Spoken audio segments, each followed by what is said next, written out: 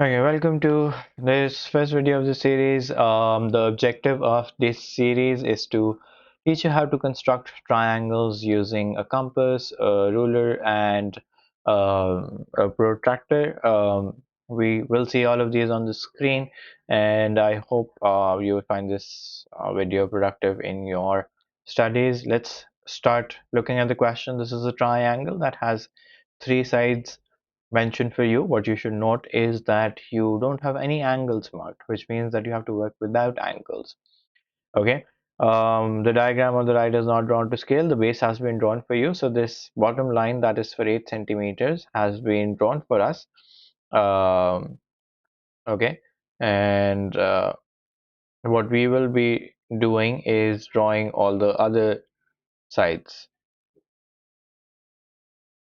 So beginning, it says the diagram on the right is not drawn to scale. I have to draw a side of 5 centimeters. So what I'm going to do is, since I don't have the angle that I need to draw, I will use my compass to start drawing. I will place the tip of my compass on this cross, and then I will move my pencil, move the size of this compass to 5 centimeters.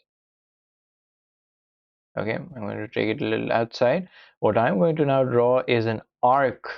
Now, this arc is basically 5 centimeters from this point that I've placed my compass on. Okay, I don't know where my intersection point will be, which is why I will take this compass again. I will now place it at the other end. Okay, then I will move my compass and say that this is 7 centimeters.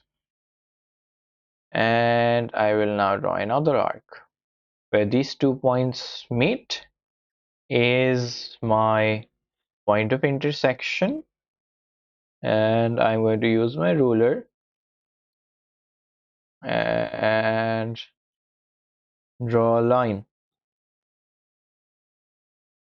along the side. Okay, I'm going to now place my ruler here, turn this around so that it meets at this intersection point. Yeah.